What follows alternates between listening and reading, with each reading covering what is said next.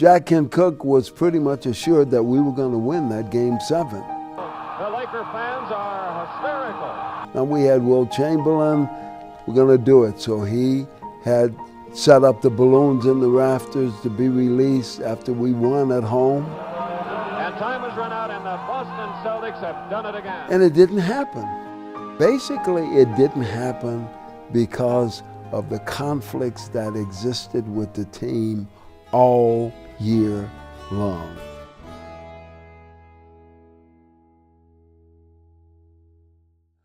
Hi there, my name is Tommy Hawkins, two-time Notre Dame All-American, Laker player representative, and was the Lakers' first-round draft choice in 1959. Pardon the year, but we got to own up to it.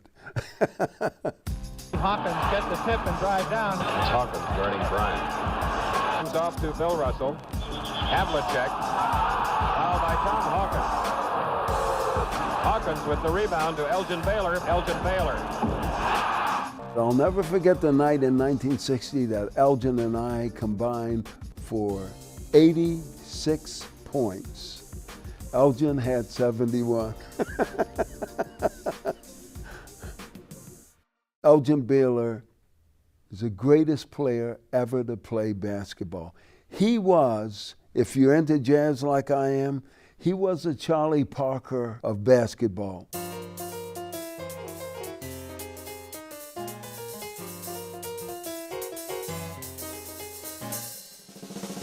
He was the master improviser. Elgin shot the greatest variety of shots of anybody in NBA history still.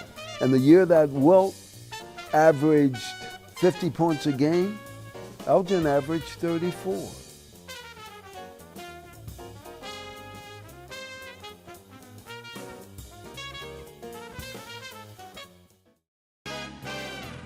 Tommy Hawkins, I'd like you to meet Jack Kent Cooke. He's a pompous ass type of guy, you know. Tommy, my boy, he'd say.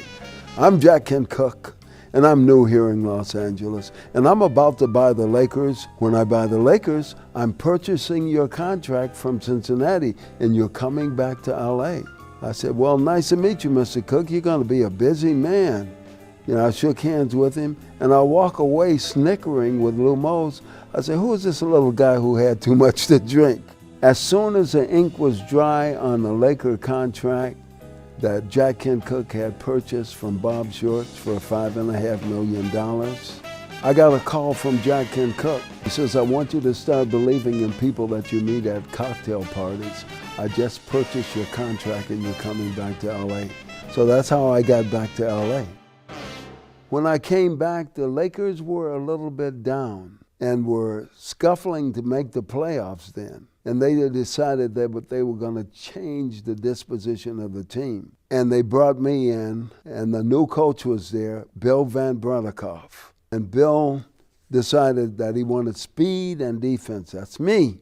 We had Darrell Imhoff at center, Elgin and I were the starting forwards, and Jerry West and Gail Goodrich at guards. One of the smallest teams ever to go to the NBA Finals. We still didn't beat Boston, but we were there. And the franchise was back on track. And it was great until the Big Dipper, Wilt.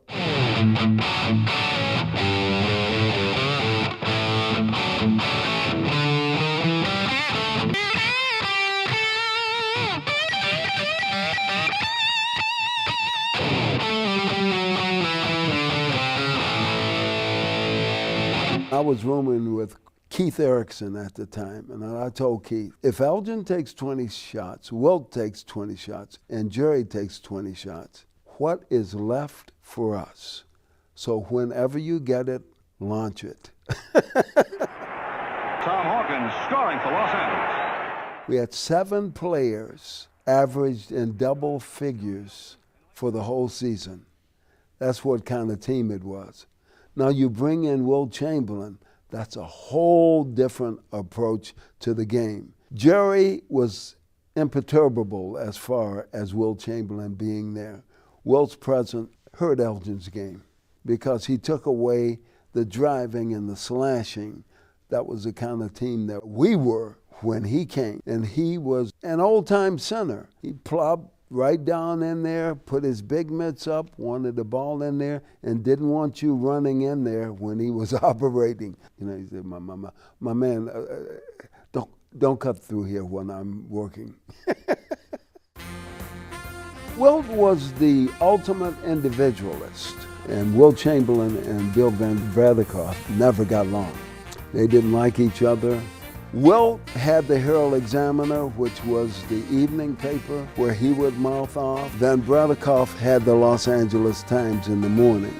I had to walk the tightrope all year between players, coach, and management. I was the go-between in Seattle when Van Breda Kolff and Chamberlain were almost coming to blows, and we had to pull them apart. There was another team meeting in Baltimore where Jack Kent Cooke flew into Baltimore and met the team, and he was always trying to make peace in this thing, you know. And Jack asked me to bring them to a meeting in his office, and Jack Kent Cooke said to Bill van Breda Kolff, you have to look at Wilt Chamberlain as a player and as a business property. As a business property, when I signed him to a contract, I increased my season ticket sales by over 7,000. That is of utmost importance to this organization. Now, if you can do that, if you could look at him in those two lights, fine. If you can't, you can go home. It was a polarized team. Those who favored Chamberlain and those who favored Van Breda Kolff. Wilt felt that Van Breda Kolff was the dumbest coach he had ever seen, quote. Van Breda Kolff felt that Wilt was the biggest load that he had ever seen. And that's the way the season went. 91-76, the largest lead held by the Celtics in this game. You know, Chris, the interesting thing to me as we see Hawkins get the tip and drive down is the Celtics are very fresh. We're going into the fourth period. They're very fresh. They're playing tenacious defense. The Lakers are standing around more. We made it to the finals on pure talent because you did have the three superstars, and you had people like Keith Erickson, myself, Johnny Egan. You had support players to go around it, you know, but it was not a fun year. Chamberlain can't move, Chris. He's down there holding that knee. He really twisted that knee on that last rebound. Wilt hurt his knee. He had been having trouble with his knee. Towards the end of the game, he said, I got to get some ice on this. And he came out of the game. He asked Van Breda Kolff to come out of the game. Van Breda Kolff did not feel that he should have come out of the game, and he was ticked off. So the big fella sat down, put some ice on the knee, and kind of worked it around. And I'm sitting on the bench at that time. And he said to me, tell the coach I'm ready to go back in. Bryant guarded by Johnny Egan, 2:10 left in the game. Boston by 1. Bill Russell. Bill van Breda Kolff was a volatile man. You know, a former Marine Corps sergeant. He said, you tell Mr. Chamberlain to go F himself. We don't need him.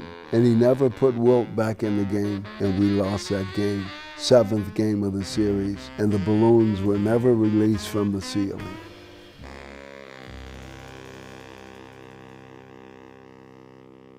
There were big, big differences. And as a player rep, you're right in the middle of it. Let us not fight. We've got a game to play. Sherman was great at that. He was able to convince Wilt Chamberlain that he didn't have to score 50 points a game.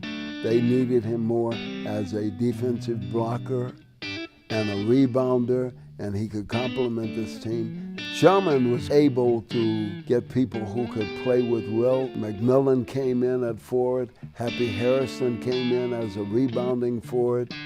Jerry West, Gail Goodrich, Keith Erickson. They had a well-balanced team.